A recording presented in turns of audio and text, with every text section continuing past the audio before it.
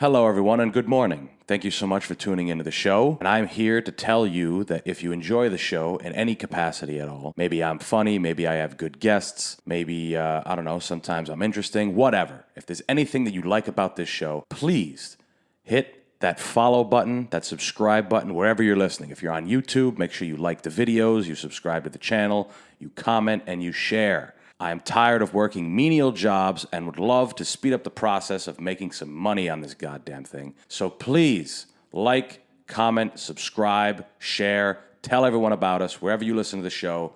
Follow it. Makes a huge difference. Thank you guys. Enjoy the episode. Hello, Don. How you doing? Thank you so much for coming on the show today. My pleasure. Thanks for asking. Awesome. So a little pretense for everyone that is listening. We met. You work at the White Ash Cigar Bar in Pawtucket, Rhode Island? That's correct. And so when I've been to other cigar bars, and I don't consider myself someone who knows a lot about cigars at all, but I know more or less what I kind of like. And I'll tell you, the first couple times I had been in there, you were a huge help because you kind of go in there and it's intimidating. You don't really know much about, and you kind of, Right. What are you looking for? And so was White Ash your introduction to cigars, or was it long before that? Long ago. Okay. I mean, my story goes back. I mean, when I smoked my first cigar, I was 16 years old. Okay. Working with a bunch of guys over at a liquor store just up the street, on the same street, Central Ave. Early in high school, right up to and through college, we'd pick a night to go clubbing, and then the other night we'd play cards. And one of the guys there, his father was a member of a club, and it closed down early, so we'd have the place to ourselves. Mm-hmm. So we'd go down there, get some poker chips, pour a drink, and just light up a cheap smoke. And I never liked cigarettes. I tried it once. It wasn't for me. But for whatever reason, I liked, the cigar experience, the aroma of the cigar. And ever since smoking that, I had to learn more about it. I got away from it, came back to it. Certain people come in and out of your life. Mm-hmm. So when I got back with, friends who enjoyed smoking, I smoked more and started branching out from there and learning more about cigars and talking to more people about, their role in the whole process.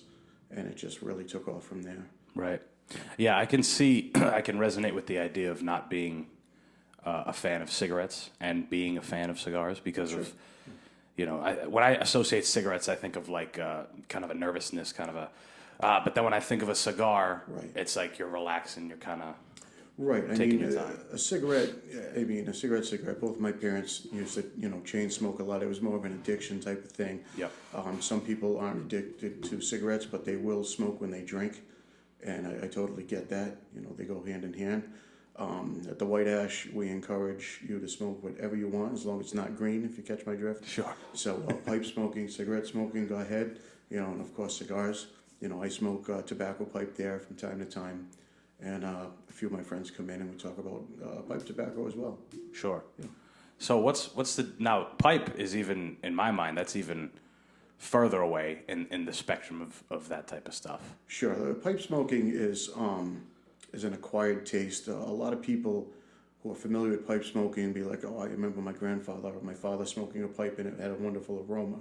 Now, not all pipe smoke, the fragrant aroma that it gives off is not exactly what it tastes like. There are hints of that. It's an acquired taste, and there is a lot more work involved with using a pipe versus just cutting and lighting a cigar. Sure. The selection of the tobacco, the way you pipe, you pack your bowl, how often you have to light the thing, cleaning it, rotating your pipes so you're not overheating your pipes. That's probably a whole nother show. Right. Do you think maybe that's why it kind of faded off? It's not so much of a...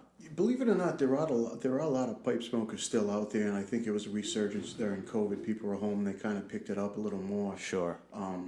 There are people out there that still use Snuff, which is a finely ground tobacco. Oh, so that's different. In a small tip. Yeah, it's in a small tin. You'll actually put a little dash on the crest of your hand there, and then lightly breathe in, not snort it. It's not, Right. Because it will tobacco. go in, but it gives you a nice aroma. Sure. And a little bit of a nicotine buzz too. Okay, so you're not actually smoking it? No, it's a ground fine tobacco. You just take a little bit in through the nose, and it gets into the nose, permeates your olfactory zone, and you just have a pleasant aroma. Sure. That kind of stays with you. Interesting. Yeah. Now, for me, I've always been, for whatever reason, I've always liked the darker leaves on the outside. Okay. But when I try to tell people, when I go with a friend or whatever, I'm like, hey, the darker ones don't always necessarily mean that they're harsher than the lighter ones. Absolutely right. It's quite the opposite. Right. The darker the leaf, the better fermentation process is, allowing the leaf to develop its natural sugars and oils to come to the surface.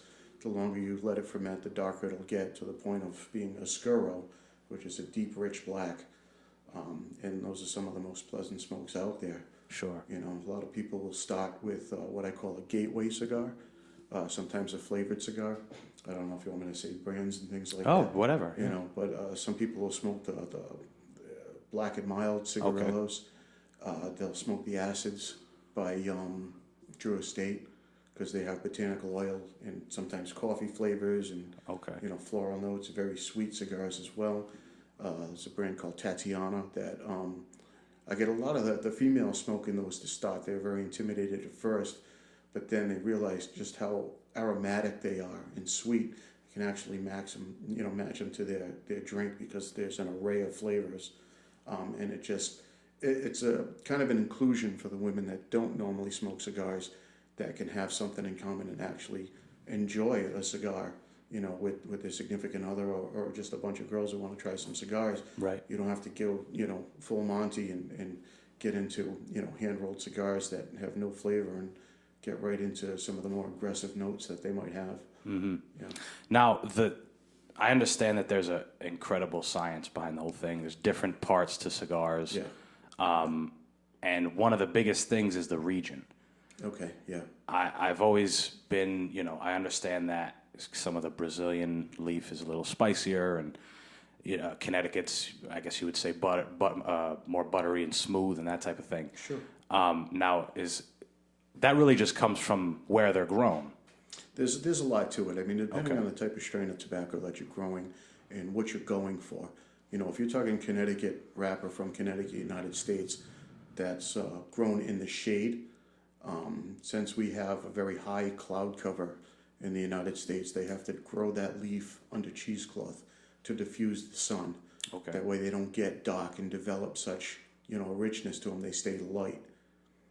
They don't go through the same amount of fermentation, as a dark leaf will. You can get a Connecticut, an Ecuadorian Connecticut, which is darker. It's going to taste richer because of the soil. The soil in other regions, they're different around the world. You've mentioned regions, and that has a lot to do with it. Sure. The pH and mineral content, what they're using for fertilizer. If it's grown near citrus or coffee, it's going to take on those notes. So Dominican tobacco has more of a citrus note, has some spice to it, but it's not as pepper forward as an Esteli region of Nicaragua, which is extremely volcanic soil, which will bring that pepper note forward. And in Nicaragua, you could grow a leaf in Jalapa, or even Condega, which is a much milder leaf and not as pepper forward. So it's interesting that what grows in the area also affects how the leaf smokes and tastes. Sure. Yeah. So you'll get, if you're in a region that it's, Costa Rican, you'll get a lot of coffee notes, if they're grown near, or if they're using scraps from that crop to fertilize, tobacco farm plants and stuff. You might get a coffee note. I mean, a lot of the tobacco grown has a natural occurring coffee and cocoa note to it. Okay. But it's not like coffee milk, or it's not like a milk chocolate. I'm talking about like chewing on the actual bean, that bitterness to it. Right. And, having the palate to be able to distinguish, cocoa from coffee, or, dark chocolate from like either a light or dark roast coffee or an espresso taste to it. Not everybody has that palate. Mm-hmm. Some people just smoke the cigar to smoke the cigar. Right. And there are different levels to everything. Yeah. Sure. It's it's always been interesting to me when someone finds a level of proficiency in something to where it's like, I know where this is coming from. I can taste this. Same thing with wine, same thing with food. Right. You become a sommelier. Sure. Yeah. Yeah. It's, and then you had mentioned, we might as well talk about this now. You run it's called the Cigar University? It's a cigar college. Sure. So I put together a 4-part seminar at Yeah. the White Ash. I've gone through many classes so far. It's been extremely well received. I appreciate everyone who took the class and enjoyed it so much. But I put together a 3-part PowerPoint presentation with it. A lot of knowledge. I paired 2 cigars with each of the first 3. And then for the 4th part of the seminar, I actually put you through a full-blown blending seminar, whereas we really hone in on the characteristics, aromas, and flavors of the tobacco from distinct regions. Right. That's exactly what I was going to mention. How I think you had said at the end you get like a cigar that has different leaves in different regions in the same cigar, and you got to kind of... Yeah. The cigar consists of the same basic filler, which is the inside part of the cigar. It has a consistent binder, which holds all the filler together, and the wrapper does change from, at the very end, you'll light it up, and it has what we call a shaggy foot, where the filler tobacco protrudes past the wrapper and the binder. So when you fire it up, you taste only the filler. And as you smoke into it, it'll start burning the wrapper, which starts off with a Connecticut wrap. And you should be able to tell a change. And then it's going to move into a Sumatra wrap, which is an Indonesian tobacco leaf. Then from there, it'll change from Connecticut to a Cameroon, the Indonesian Sumatra, go into a broadleaf, a traditional Maduro, and then fade into a Corrojo. So if your palate is tuned in and you're paying attention enough, you should be able to taste the subtle change as you burn into the different wrappers. But there's a lot, and that's another thing is a big part, is how you smoke your cigar. There are certain things you really need to do in order to get everything out of that cigar. Sure. It's just like when, wine taster, look at the legs and then sniff it and the whole thing. There's a whole... Is there a... Because I know to become an actual wine sommelier, there's like tests and levels. Is there a similar thing with cigars? There are. There's a university out there, Academy of Cigar, ACS, Academy of Cigar Sommeliers. I did some studying with them as well. They're very well put together class. It touches on a lot of things on a organoleptic level, which is breaking it down right to its root. Where does it come from? Where are these tastes coming from? And then what can you pair it with that'll have either something complementary or such a contrast that it actually works. And that goes for any spirit, alcoholic, non-alcoholic, and even foods. So, you're saying like the pairing. Sure. So you pair it with something that maybe you would think wouldn't work, and it's somehow... Yeah. So I do that independently. If someone wants to have an event, a bunch of people, and they're into that, you tell me what you're into. Is it bourbon? Is it scotch? Is it wine? Is it food? Whatever you want. I can mix it all up. I can start with a food, break it up in the middle with like a fine espresso, and then finish with a fine spirit.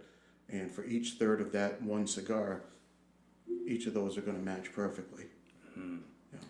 Wow, that's because I've actually had before. I don't. When I go to a bar, I typically don't have beer or any of that stuff. I'm usually a whiskey, rye, especially if I'm going to have a cigar or something like that. Right, sure. And there's times where I've had, a Basil Hayden rye or something, and it works absolutely perfect with whatever I'm smoking. Sure. Yeah, and then there's times where it's like, Right. Basil Hayden dark rye is one of my favorite things to pair because it is so versatile. Sure. When you get in the people shy away from rye, it's got that bite and it's nasty. And no, it's actually not. We carry a Sea Fog rye that's actually very sweet. Okay. And the Basil Hayden dark rye, if you don't know, is made with a touch of port, which sweetens it up, and it really helps with the contrast of the cigar. So, you've got a wonderful bourbon whiskey flavor with a subtle finish of a sweetness, and if you match it up with the right cigar, it's really going to pop.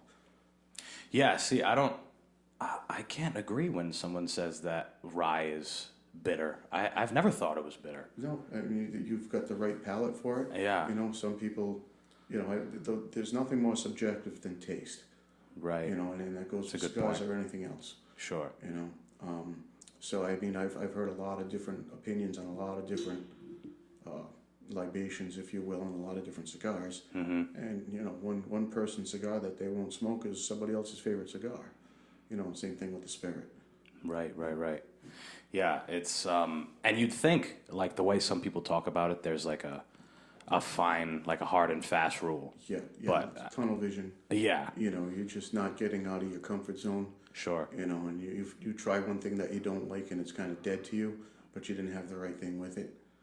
That makes sense. You know, sometimes you can take something you absolutely don't like, and if you pair it right, it's going to create a whole different synergy with those flavors. Right. One thing is there. I've always thought, because I haven't tried it, but it must be a little strange to smoke a cigar and have a meal at the same time. Is that Well, I'm not talking about eating a full meal. Right. Pairing. So, give you an idea. I'll take a cigar that's a stronger cigar that naturally has maybe it has a slight leathery taste, a Habano wrapper with a pepper forward and a nice bitter cocoa flavor to it. So sometimes that cigar will change, you know, to a different flavor altogether, depending on, you know, the first, second, and third portion of the cigar. Each have their own part to play. You know, usually the cigar, long story short, the way the bunchers make them, sometimes they're top loaded, the tips of the leaves are up front. That's the most intense part. You're going to get a high pepper content right up front. yes? So maybe I'll go with 95% dark cocoa. And there's a way to actually taste it. You know, you don't want to just gobble a chocolate bar down. You want to take a little 5-gram portion, you know, bite off the end, let it sit on your tongue, melt, let it coat your tongue, slap it around mouth, you know, get all of it, all taste buds, and take a nice deep draw of that cigar. You're going to find it melding together. Then after that first third, maybe it'll change to a coffee note. I'm going to pair it with a nice, maybe Colombian black espresso. Sure. You're just going to get into something like that. You're going to smoke the cigar, which has a naturally occurring coffee note. You're going to sip the espresso and you're like, wow, this is great. And then if the cigar tends to end fairly aggressively, for several reasons, a lot of times there'll be some tar buildup, depending on how you cut your cigar and how fast you smoke it. When you get into the last third, you want something that'll stand up to the strength of that final portion of the cigar. And I'll use a straight spirit, such as a bourbon, perhaps a scotch. Right. Depending on what notes are left over in that cigar in the last third. So that's when I said the food thing, it can be Sure. chocolate, you know, Little like coffee. bites here and Yeah, there. that's it. Right. You brought up a good point, how different parts of the cigar smoke differently, which is something I always found to be, it's the cigar's fault that I'm not, you know, getting a thicker cloud of, because in my mind it's really satisfying when you get a real thick cloud. I get it. You know, myself. Sure. And I find that happens more closer to the end. It can. At that point, you got to realize when you're lighting the end of your cigar, not the inhale, but the draw on the cigar has a long way to go to get to you. Sure. Okay, so all that smoke has to make it to you and then be exhaled. Okay, when you're at the end of the cigar, the cherry, the burning ember that keeps the cigar lit, is like an inch or two away from your mouth. So you're at the point of incineration right there. So all that smoke's going to be present. So that's one possibility as to why that would happen.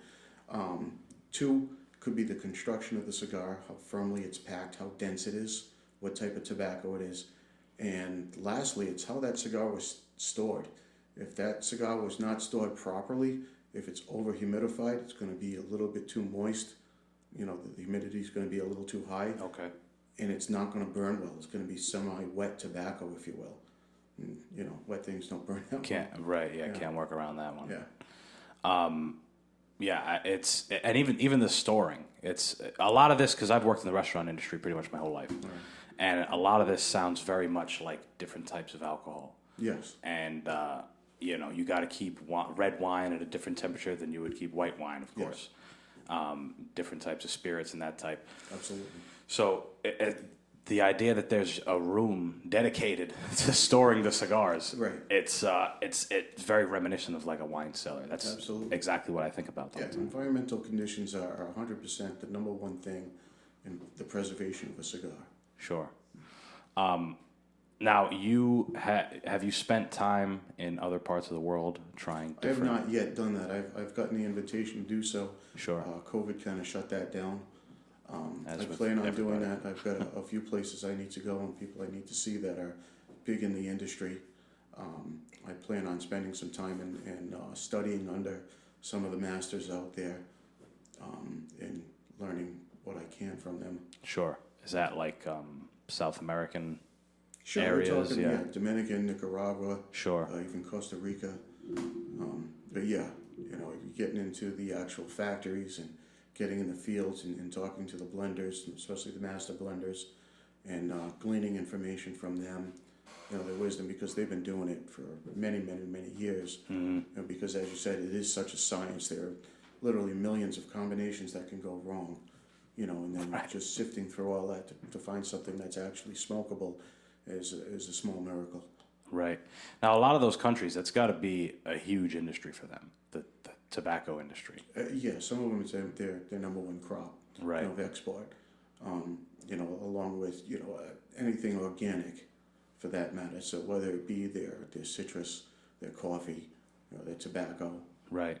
it is definitely because the climates in which they're grown in, it's kind of conducive to that. Now, you hear a lot about, sustainable farming and that type of thing nowadays. Sure. Is that a conversation in the realm of tobacco farming? Is that like a worry? Absolutely. And, Yeah. and in my opinion, nobody does it better than Plasencia. Okay. Plasencia has a 100% organic method on which they grow their tobacco with no pesticide. And everything that usually uses a pesticide is organic anyway. They don't need it. They actually use hornets. Hornets. Yeah, to eat anything that might chew Oh, on okay. tobacco leaves. The 100% pure water is used. Just the painstaking efforts they've done to ensure that once they reap a crop of tobacco plants, that they have a 100% organic way of maintaining the viability of that soil. So they don't need to grow into other areas and constantly expand. They can continually grow. They've mastered that method, and again, it's some of the best tobacco on the planet. Again, in my opinion. Right. I mean, it's huge to if you're not worrying about the environment where your money's being essentially generated. Mm-hmm. I would think the real big corporations, just like in any other industry, the real big corporations push that idea kind of aside. We have margins, Right. There are margins, but if they want to stay in the business and be sustainable, they have to use what they have. Yes. And not worried about expanding, and there's only so far up the mountain you can go and plant tobacco. You're going to run out of space or sustainable soil at some point. So if those measures aren't taken, then, it's going to be a short run for your company. Right. Are there any areas in the U.S. where tobacco is like a kind of more of a staple? Because I understand Connecticut doesn't grow anymore. Is that? No, Connecticut farms are 100% in the tobacco business. They do, okay. Yeah, so Drew Estate has several farms there in which they use leaves for their T52 and Liga Privada line. And another one in the Privada line is grown there. Specific leaves for specific parts of the cigar. Connecticut still maintains, the Connecticut leaf. It's still highly sought after. They're still making it. Pennsylvania's doing a great job of growing Pennsylvania broadleaf. It's a wonderfully sweet tobacco. The Deliverance Porcelain by the Black Label Trading Company, a Blackwork Studio, make a cigar. It's a Connecticut wrap, but it's got Pennsylvania broadleaf in it, and it's spicy even though it's a Connecticut, but it's got a wonderful dried fruit note that runs right through of it, and that's Pennsylvania broadleaf. Florida FSG, Florida Sun Grown, they're doing a great job incorporating. They made One of the first 100% all United States tobacco cigars. So the whole, Everything. every piece Binder, of it. wrapper, fillers, all United States okay. grown. So they're kind of making some big strides with putting us on the map, so to speak, as being viable in the cigar business. Sure. Yeah. Yeah, no, that's a big deal. I mean, we're here talking about every other country, you know, and We haven't hit the big one yet, but okay. Cuba, of course. Yeah. What makes their cigars the talk of the town? You know, Everything. Everything. Honestly, it's the perfect storm over there. You know, zero latitude. You know, they're just in the eye of the storm, so to speak. it's just they're made to grow cigars. Yeah, their water is great. Their season is perfect for growing tobacco. Their soil is a big part of the taste that you get. The soil is just unique in its compound makeup. As we know, you know, the seeds were taken from Cuba and planted elsewhere and hybridized into other strains like Criollo 98, things of that nature. They just don't taste the same. You know, one that they're hybridized to, they're just not planted in the same type of soil. Right. You know, there are Cuban-esque cigars out there, but it's if you've smoked a real good true Cuban, then you'll know. You know, just right off the bat. How do you get them? Is How the do you get question. 'em? Who's listening? Hopefully somebody. Yeah, you know, connections are the way to go. There are some distributors out there. I know there's France, Switzerland, Germany, even Canada. There are distributors out there that'll ship them out. Okay. We've got a good relationship with them. You know, we got to get rid of this embargo. Sure. That's a double-edged sword too, because I don't know if they did that, if Cuba could keep up with the increasing demand, because they're Everybody supplying wants the rest of the world with their cigars. Now, you know, the U.S. can get them, and you know, they're already having issues keeping up. So there's that. So hold on. You said the U.S. can't get them right now. Right. Okay, so you're saying if they were to get them, it would just be it'd be even more of a mess because they can't keep up, essentially. Yeah, you know, I mean, right now, because of, unfortunately, the pandemic slowed everything down. A lot of people got sick. You got to understand, you know, in the Honduras, parts of the Dominican and Nicaragua, they don't have the same level of healthcare we do. Sure. You know, so it hit them and affected them a lot harder. So you didn't have as many people tending the fields.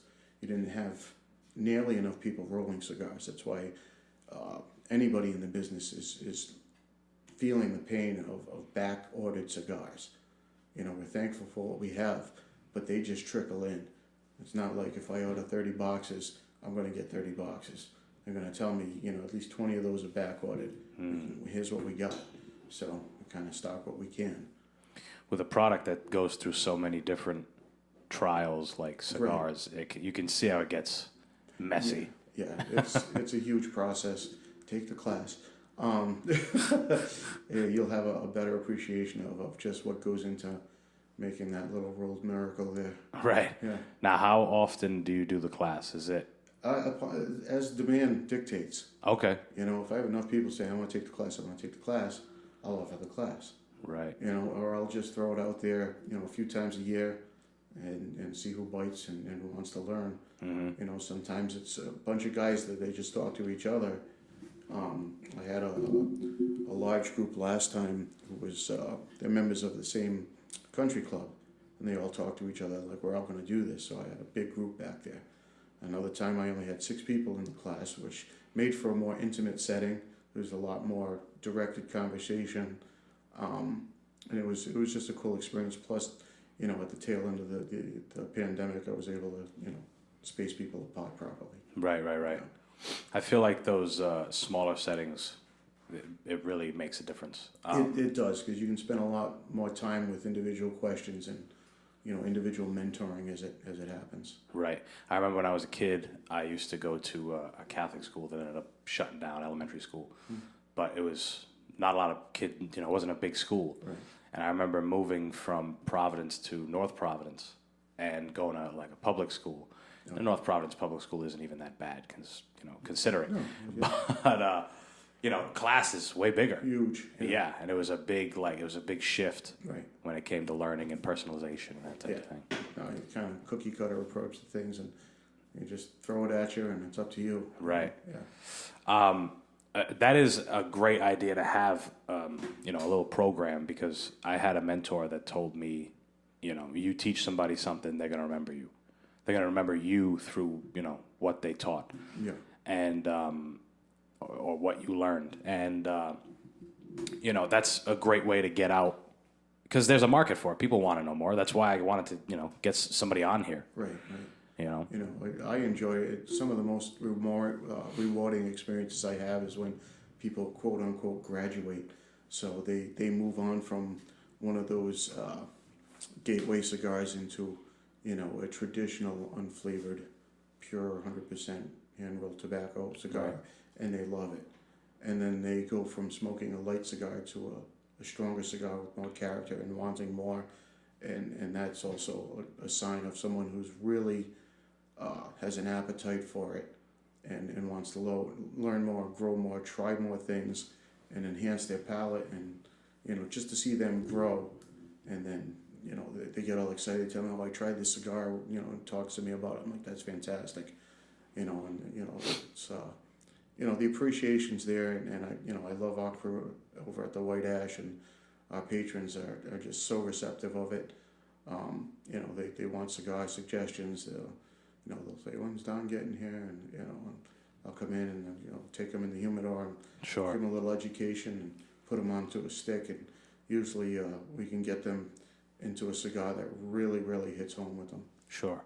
No, that is a big help to have somebody there, guiding you, especially when it's your first time and you don't really know what you're looking for. It can be so intimidating, daunting, and I mean, some of the class does that as well, because I touch on subjects that are not taught in books, such as cigar etiquette and cigar lounge etiquette, and how not to look like a noob. Right. Because you're going to be sitting there and doing absolutely the worst thing, and people are kind of giving you the side eye going, Yeah. are you kidding me right now?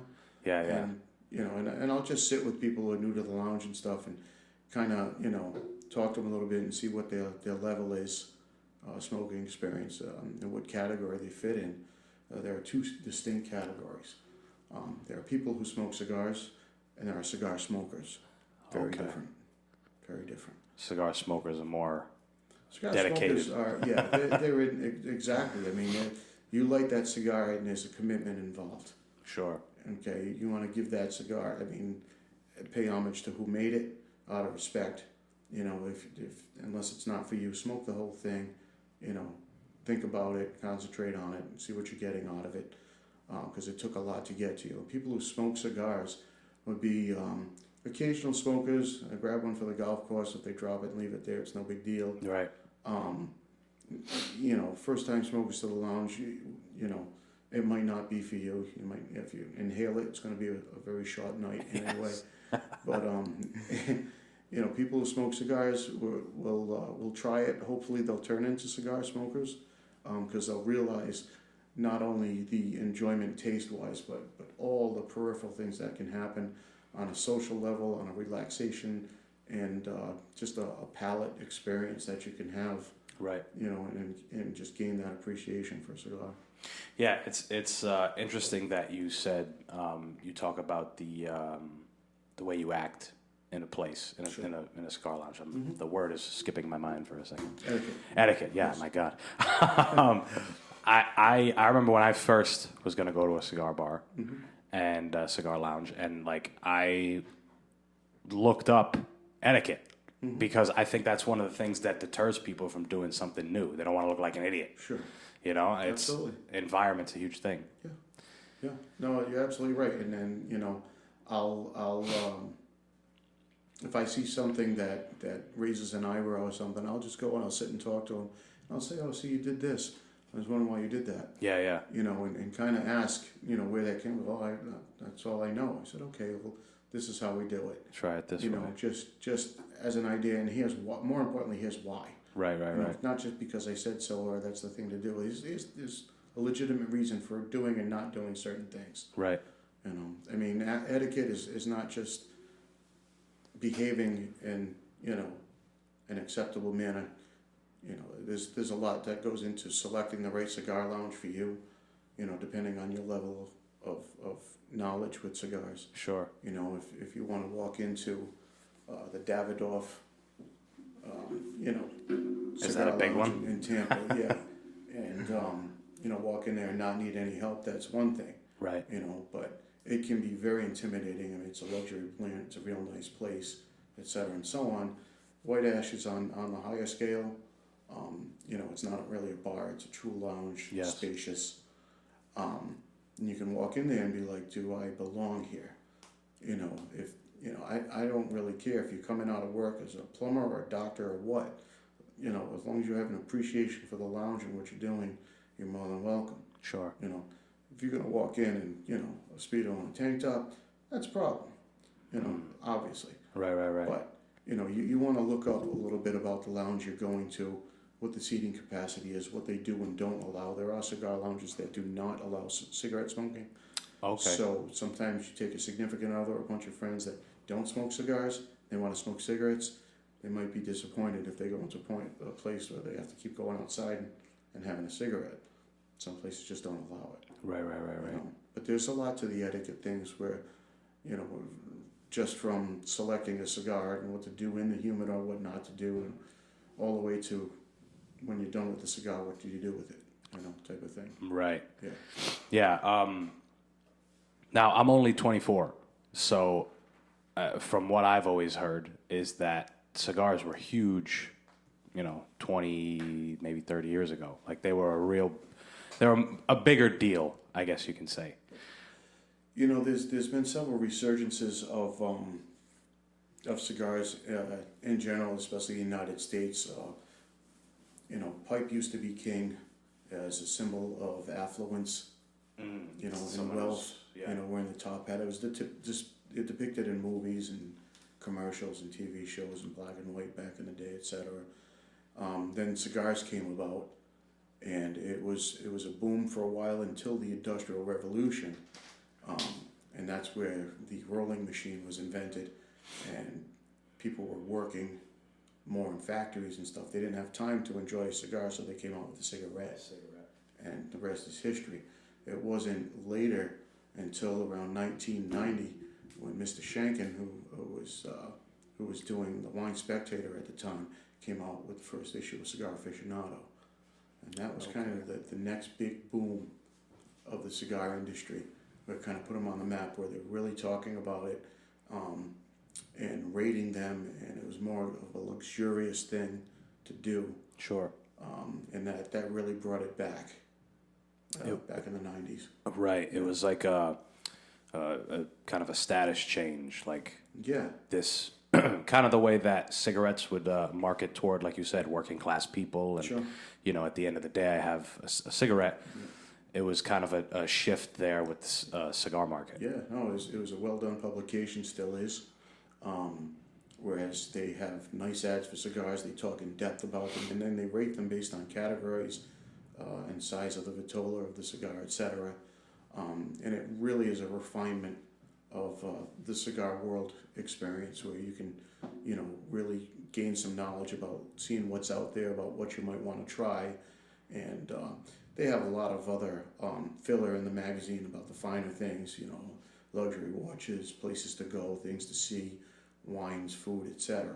Right. It's all about like the finer things in life, and so they're putting it in the same class as a luxury item. Right.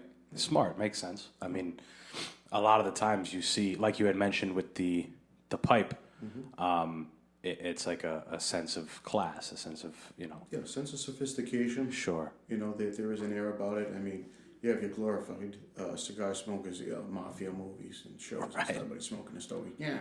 Yeah. Right. So there's that, and you know, you have that image where you know, I know people who are specifically interested in that alone was the visual aspect of it. You know, I would look cool smoking a cigar. It's a cool thing to do. Okay, there's that. whatever gets you there, but let's get the why fixed. Sure. You know? Yeah. I find that too.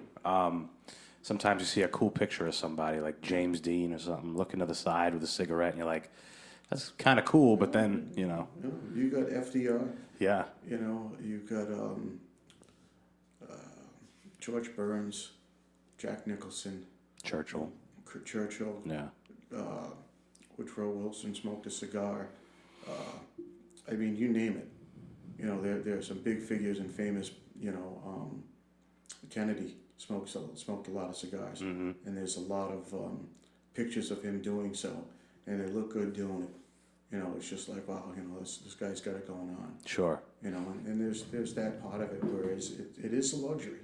You know, unfortunately the FDA is going after tobacco, saying that, oh, you're targeting children and stuff.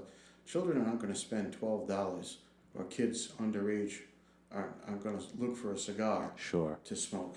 They'll buy a Jewel or some, you know. Buy a Jewel, or they'll buy, I mean, other in Massachusetts, a menthol cigarette or something like that. Right. I mean, it is a luxury item. It's not an inexpensive thing to do. Right. You know, there are inexpensive cigars. If you enjoy cigars and you find one you like for, you know, a small amount of money, they're out there.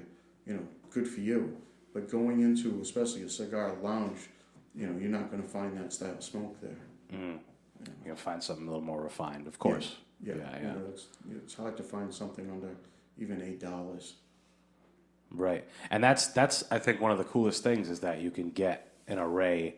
You can have a good cigar for $8, and Sure. you can have a good cigar for $30. Sure, You know? absolutely.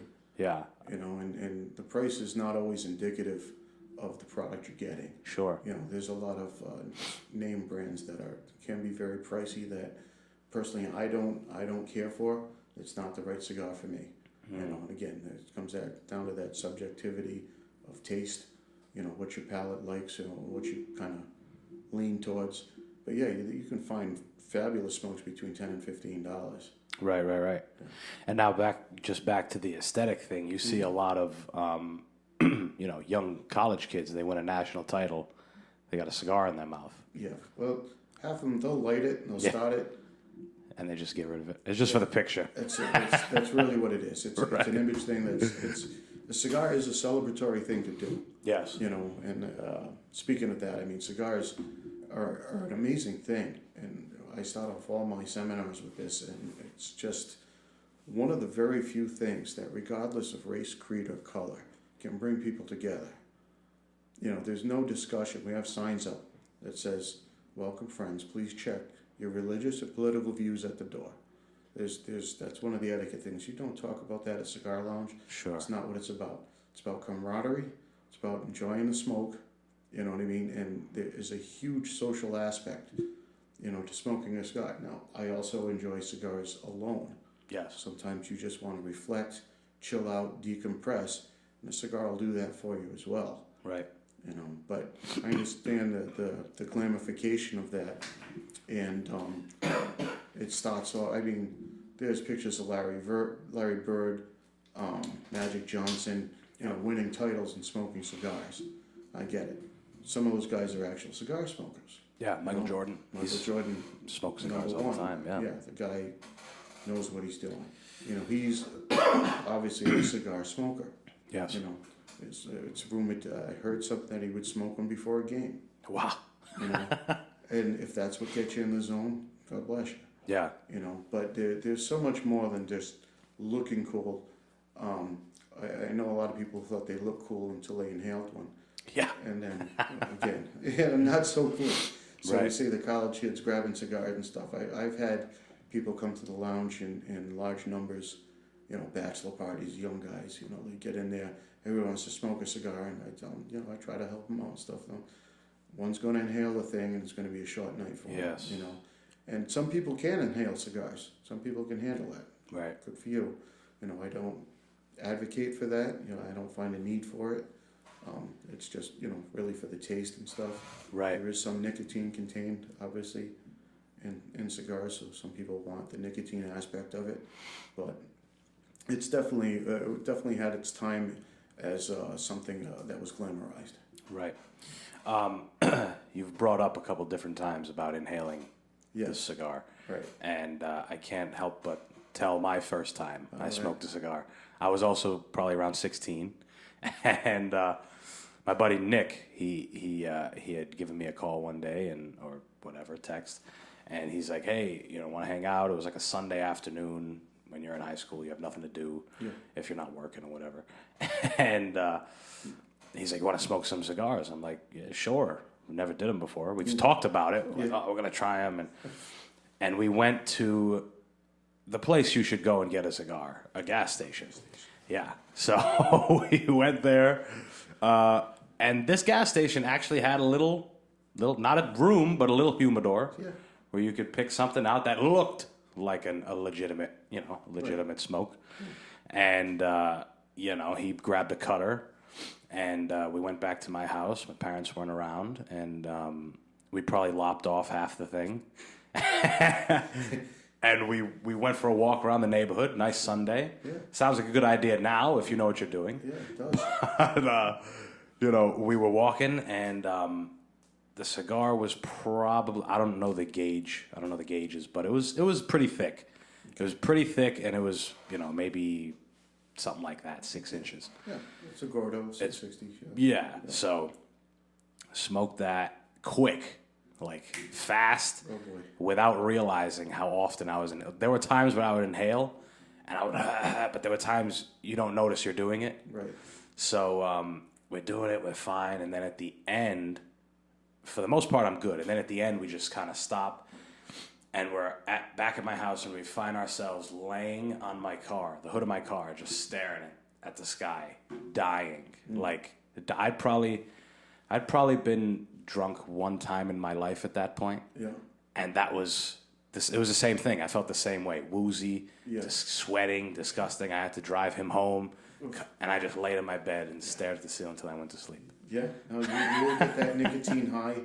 You get the spins and nausea and the sweats. Yeah. If you're not used to that, a little bit of poison in the lungs, if you're inhaling it and stuff. Sure. People don't react well to that 9 times out of 10. Right. Yeah, not the thing to do. Yeah, it was brutal. And to think they were, they were pretty big for your first time. They were a pretty big cigar. Yeah, and just, ripping right through it. And unfortunately, some first-time smokers of cigars will have that experience and they'll never go back. Yes. Because they've never been advised otherwise. Yeah. I probably didn't for a while. I was like, let me...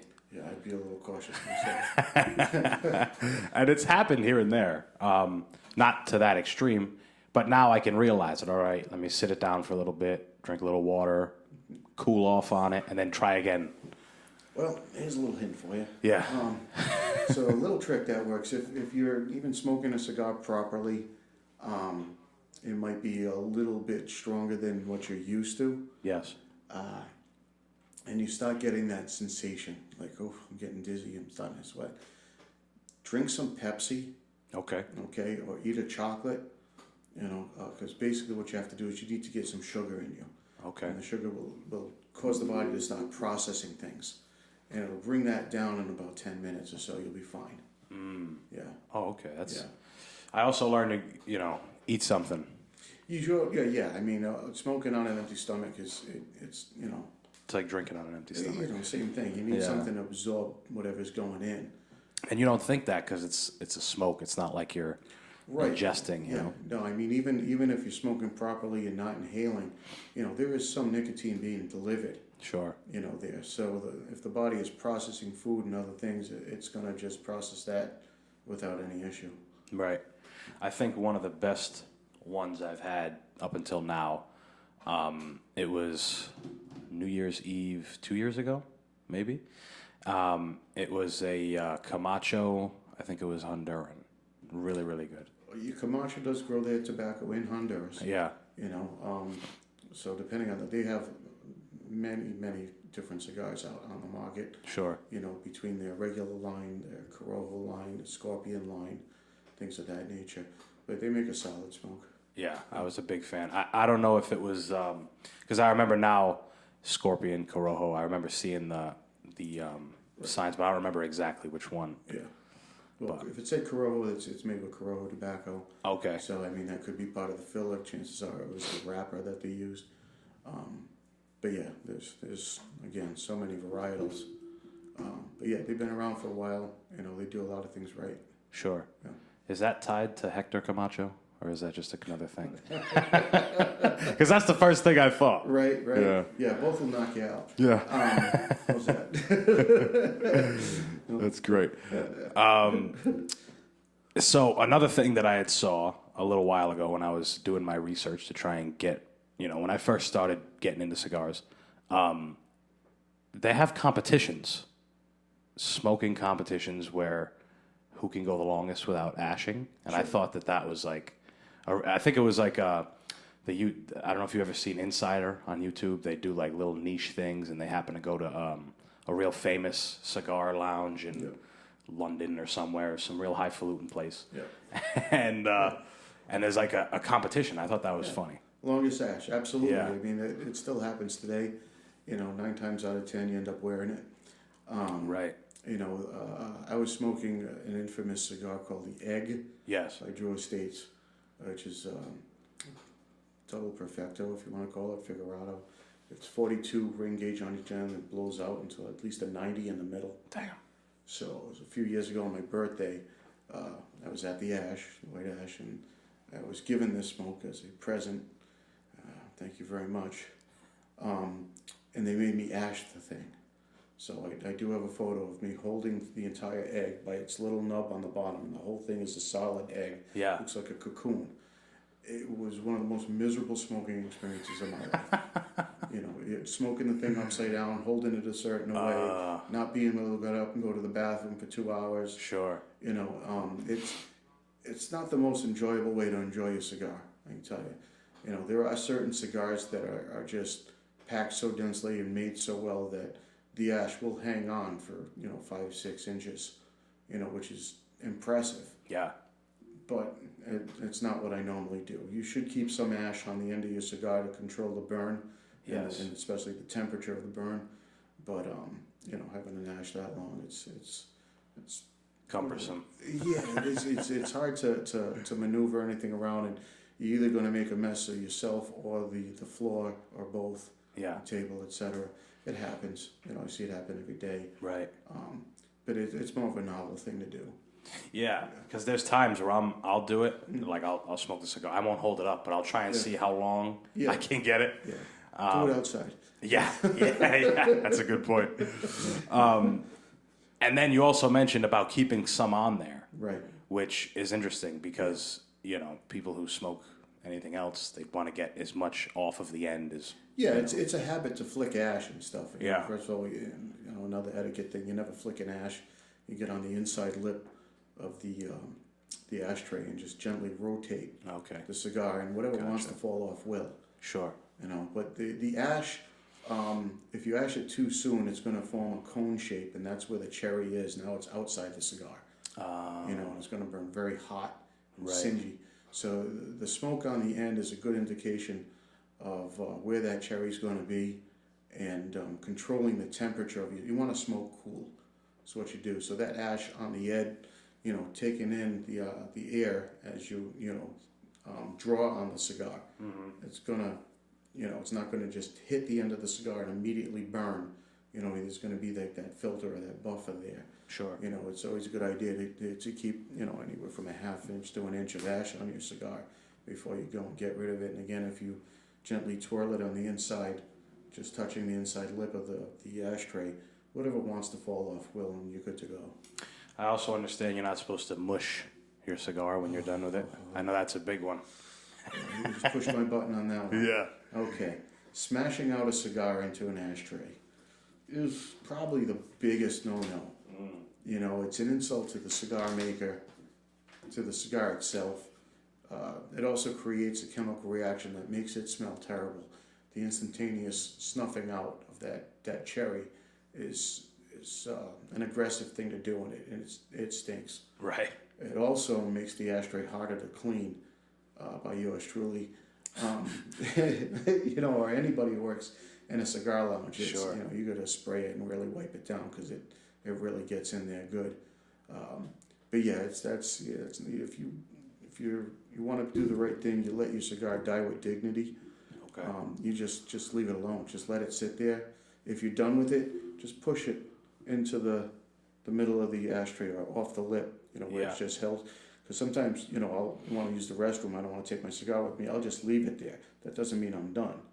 But by pushing it into the ashtray, your server will know that you're done with that cigar. Yeah, it's like putting your utensils next to each other off to the side when you're eating. Right. Same idea. Yeah. Gotcha. Yeah, don't take those, Right. So we've spoke a whole lot about cigars, which is, the main reason why I wanted to get you on here. But another reason why, it is October. Yeah. It's, a big month for people who do what else you do. Being a paranormal investigator, you've done it for quite some long time. Yes, since 1988. Okay. Yeah. Wow. That's so. I've had, like I told you before we started the show, that I've had another paranormal investigator on here, Tom D'Agostino, and he's done it for quite some time too, probably around the same 80s. And listening to some of the stuff he said, it's like, what? Now, don't get me wrong, it's very interesting. It's very cool stuff. I think it's cool. I like learning about it. But I'm not super inclined to go hang out in a place where there's the potential for some weird stuff to happen, we can say. Right. It's not for everybody. That's Sure. For sure. If you're afraid of the dark, claustrophobic, jittery, easily scared, don't do it. Right. I was the biggest skeptic. The reason I did it was I was looking for answers. Sure.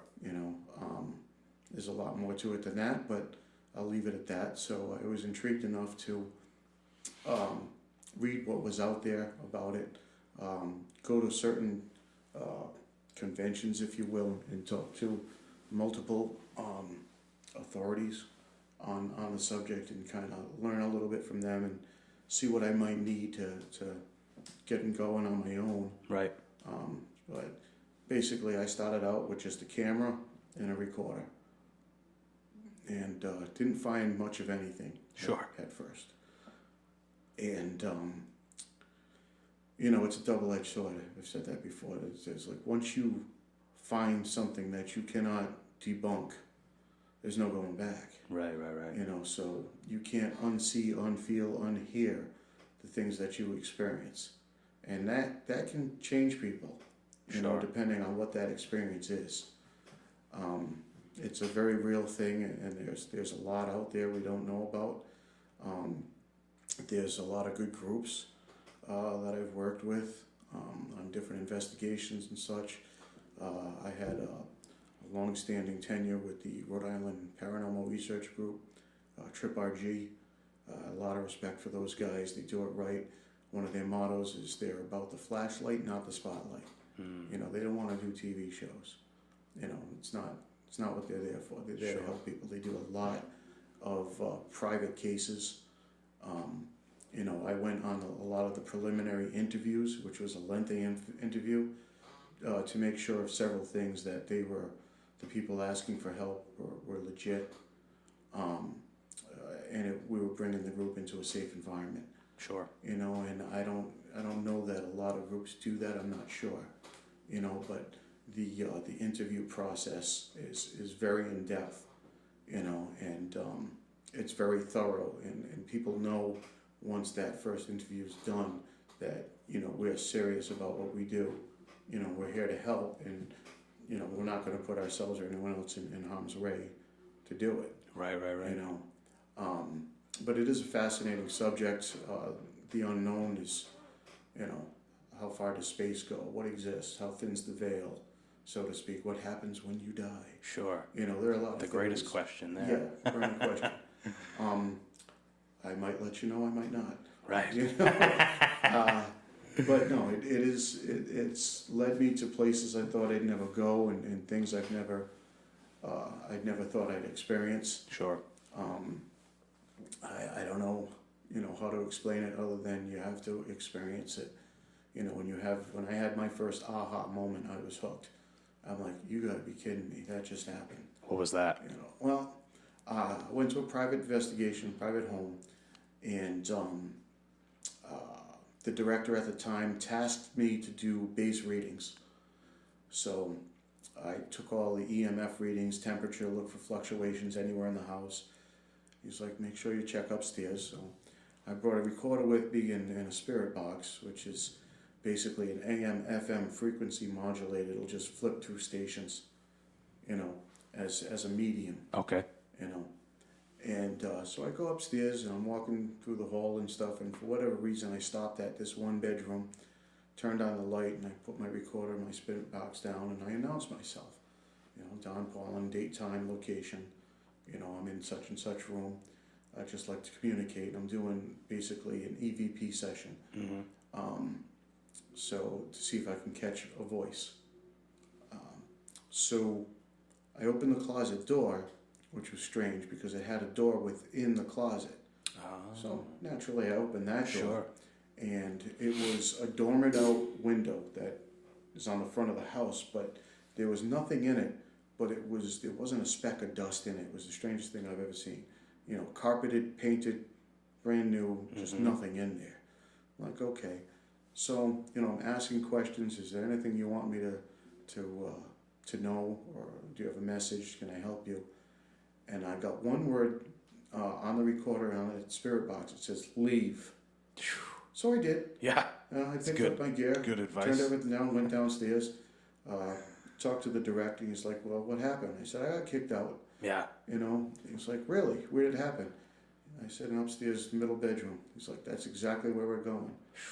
I said, oh, okay. Fun. Glad you told me about that. Yeah, yeah. That was the hot spot. You know, so we eventually got up to that room and brought in the person who was having the experiences into that room, and we did what's called a spirit rescue. And we have a medium in the group. We brought in a second medium, and they have a gift of sight and knowledge as to what they're sensing. Sometimes they can see what it is, who it is, what they need. They're called mediums. Now, I myself am not a medium. You know, if you can see me on camera, I am an extra large. A little paranormal humor for you. There we go. Right. So, I'm sorry. No, I'm not. So we do the spirit rescue, and the medium in the group's like, oh, there's a little girl coming through, and she's very playful, and she's trying to bring a little boy with them, you know, and she's playing around. She's got this light little voice, and she's very happy, and she went to the light, and she brought a little boy with her. Sure. Then they were actually looking for the person's relative who had just passed. That's who they were looking for, who they thought they were still around. Now, the closet that I went into, the person who was having the experience was sitting right in front of it. And they're all holding hands. There were 4 people in the circle. 2 mediums, the person involved with the experience, and another member of the group. So the director at the time was like, oh, there's another person who's coming through there. They're not angry, but they're desperate. They're running around, and they're looking for it. And so she kind of guided them to the light.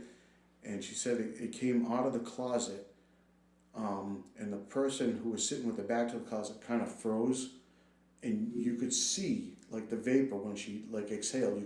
She could like see her breath, like something cold went right through her. Whoa. And went towards the light. Long story short, I'll get to the ending. So I was talking to Maggie, the girl I was working with at the time, and I said, you know, that was pretty intense, you know, because I'd never seen that before. And she's like, yeah. I said, that was pretty amazing. I said, well, I got kicked out of that room. She goes, what do you mean? And I played her the recording. And she goes, oh, honey, no. He wasn't kicking you out. He was telling you he wanted to leave. Oh, he wanted to leave. So I learned to think outside the box. Okay. You know, and that was rule number 1. Don't take it at face value just because you get one word. Sure. You know, they could be telling you what happened, what they need, what they want, and not so much don't take it so personally. Yeah. In other words, it's not about you. Yeah. Right? The second thing that happened is later on that night when I was listening to my recordings as I was going up the stairs, and I put the recorder down on the bureau. After I announced my name, I heard a little girl's voice saying, play, play. I put 2 and 2 together. That was the first girl that crossed the light. Yeah. When they brought the light, and I played that to Maggie. She's like, yeah, that was a little girl. And that was the first time I actually caught something, because there's no kids in the house. Sure. It was all adults, you know, and I was the only one upstairs at the time taking a recording. And I played it for her. She's like, wow, that's amazing. That's exactly the voice of the girl that came running through. And so it was my first aha moment. Right. I was like, that was cool. I right. want more. Yeah, I mean, I can imagine in a moment like that, it's hard to not take something like leave Right. at face value and like, let me get the hell out of Yeah, here. I'm going, no problem. Yeah, yeah. As you wish. Yeah. Don't hurt me. Yeah. You had mentioned that it went, this being had gone through the person that was sitting there. Yes. And that's crazy because Tom had said that happened to him. I've had it happen too. Sure. So, when you eat like hot soup and the first bite goes down and you get burning from the inside out. Yeah. Right? The cold is the same way. It starts inward and then radiates out. It's not your cold around you first. When it hits you, it's like in you.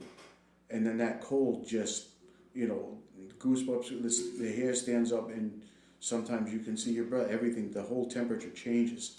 And that energy as it is just, that's a very striking sign of what it is. Right. And when it happens, you'll know it. Yeah, anytime I've watched a movie or a show or something where they talk about ghosts, whether it's real or not, in the movie, they always talk about the temperature change. It's cold in here. Yeah. Yeah. So, you gotta, and again, if you think of it on an energy level, okay, if the sun wasn't around to heat the planet, it would be an ice planet. Okay, so if there is something, a spirit around, it's absorbing energy. It is energy. Yeah. And it takes energy, it needs energy to either communicate or move something or move in general, right? So it will take it from wherever it can, environmentally as well. So my personal theory is that it's absorbing the energy and basically sucking the heat out of a room, Sure. to do whatever it needs to do. Right. It's taken from everywhere else. Yeah. Okay. Another question I wanted to ask. Now, you had brought up mediums. Sure. And I had always wondered, is a medium born with that ability, or is that something that you can kind of grow and build? Both. Okay. There's a book out called The Psychic Pathway, which if you have any talent or a gift or something, it will help you develop it. Now, I have the book, I won't read it. Sure. Because I don't want it. Honestly. Okay. Because once they know or can see, you become a beacon. Okay. And they'll just rush you if everybody's got something they need to say. Right. I see that with the living, never mind the dead. Sure. Got something to talk about. All right, calm down. Yeah. And I've seen what they have, and they have certain coping mechanisms that they need to learn on how to keep them at that bay and shut that down. And I don't want a switch, going on and off. Right. I don't need that.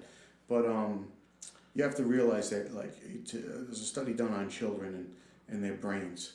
So a very young child, early single digits, all areas of the brain on both hemispheres are firing. There's colors. You can see the electricity shows up as different colors with different intensity, right? So the whole area of the brain's lit up. You've got your creativity, your logic, everything's going on. As you get older, you literally get dumber. Okay? Slows down. Certain areas of the brain shut down. Everything's done on instinct. What you know is what you know. Sure. You know what I mean? With mediums, their brains are still turned on, and the tobacco. I need a cigar. We're mixing the two. In the same capacity as it was at an early age, they've maintained the brain power, if you will. Sure. Through whatever reason, through nature or through really honing in on that gift, the gift of sight. How many kids point and look to an imaginary friend? Yes. They're not all imaginary. I was just going to mention that. Yeah. So are kids good vessels for this type of thing? 100%. Sure. They all, like I said, a lot of them have the gift of sight. A lot of things that I've gone and investigated surrounding children waking up at night and screaming or laughing, depending what the entity is, because they can see it. I even showed a couple a picture, a family portrait. I said, "Have you ever really looked at this picture?" They're like, "What do you mean?" It's you and your husband and your daughter and your son, and they're all looking at the camera except for the son. And I said, "Okay, where's your son looking?" He's kind of looking up. Okay, trace his line of sight, and if you look in the photograph, you'll see from his line of sight there's an orb right here. He's looking at a spirit in that picture. and he's the one that could see stuff at night, and you know, things would happen, like the basket would be moved to the middle of the room. Now they're both in, you know, cribs. They can't get out of these cribs at all. They were too small. And there'd be like a basket flipped upside down, placed right in the middle of the room. And the parents would walk in and be like, there's no way the kids did this. Yeah, so yeah. they installed cameras, and you could see the thing flipping. You know, so I'm like, yeah, you got some action here, and they can see it. You can't. Right. But, you know, but yeah, kids, a lot of kids, animals, dogs will bark at the wall for no reason. Yeah. You know, when a scratch at the door or whatever. Chances are there's something there. Do you have to be afraid of it? No. I also feel like as an adult, they're quicker to just kind of be like, Yeah. you know, what's the that? Logic in you know, the factual side of you, you know, the You'll ignore it. empirical side of you, if you will. Yeah. It's not a possibility. They'll just immediately rule it out. Sure. You know. That could also be because they're scared. They don't want to entertain the idea of it. You know, ignorance is bliss when it comes to this stuff, I'm telling you. Yeah. You know, some people can handle it, and some people just break down. Right. It seems like a Pandora's box. You open it, and it's like, now you're in it. That's That's it. it. You're in it. You're in it. Yeah, I always had like I said, I went to a Catholic school as a young boy. And, you know, there were teachers that would talk about, oh, don't open that door. And, you know, it might have been motivated by something else in those days, but from what you're saying, it sounds like it's true. If you're not ready to engage in that type of thing, then leave it be. Do not use a Ouija board. Right. Don't use it. Is that like an entryway? Oh, it opens a portal that if you don't know how to close it, you did it. Anything you can know, happen. We've cleaned up a few messes that have been caused by those things. Just a Ouija board. Just a Ouija board. Yeah, I've used one. Yeah. It didn't. Nothing happened. But you know, Good. As kids, you know, in high school or whatever, and we tried it outside. So maybe because it was outside, there are elementals out there. You never know what's around. Sure. You know. Is there who's listening? Right. Is there a higher chance for it in the house?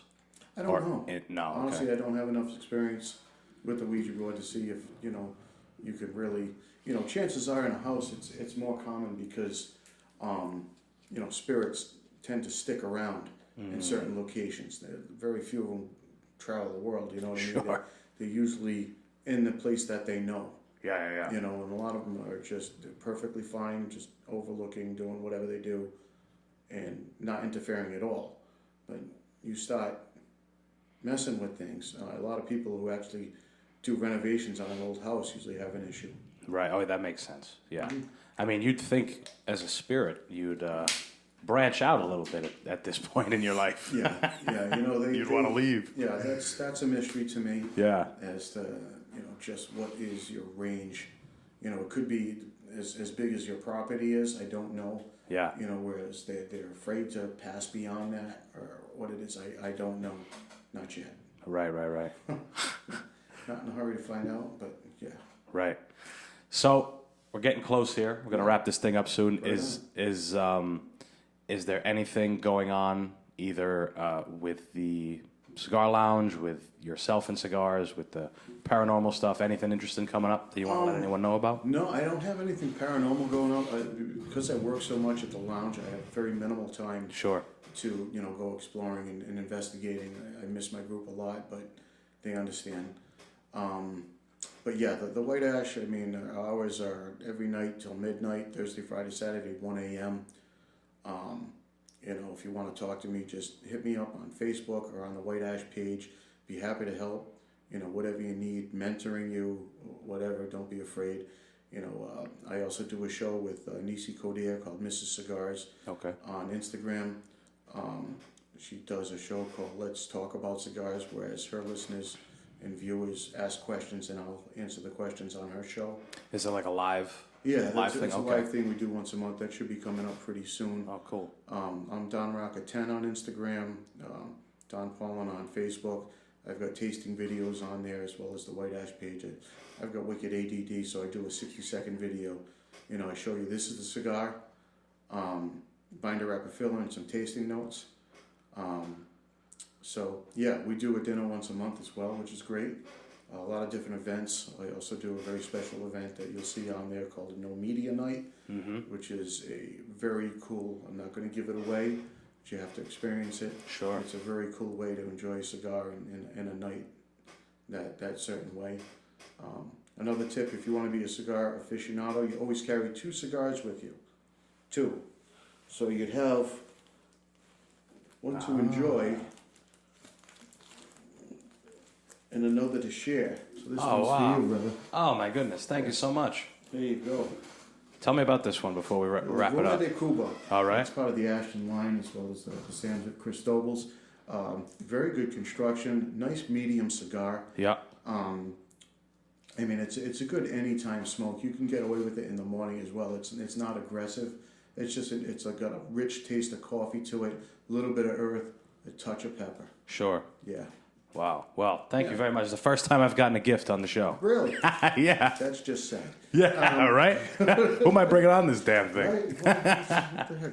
Wow. You know, next guy you got to bring on is the owner of a Mercedes dealership. Sure. Right? Aim high. Yeah. Always bring 2 Mercedes with you. That's right. I like it. Well, sir, thank you very much for coming on. Oh, it's been a pleasure. I appreciate it. Definitely appreciate it. Might smoke this thing tonight. Yeah. Guys, make sure you follow the show. Links in the description. Follow me on Instagram and Twitter and everywhere else. Yes. And that's it, guys. Peace. Right on.